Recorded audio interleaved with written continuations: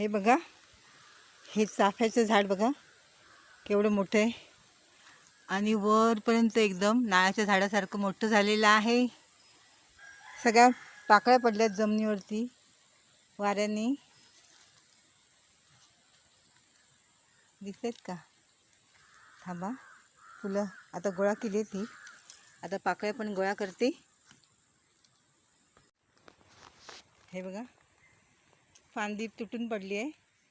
खूप झाड उंच झालं आहे, पण ती फुलं काढू शकत नाहीत, एवढं झाड उंच झालं आहे. आता ही फांदी तुटून पडली, त्याला आता ही फुलं आहेत.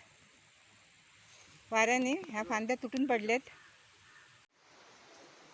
हे बघा, ही फुलं ही पडलेली मिळालीत.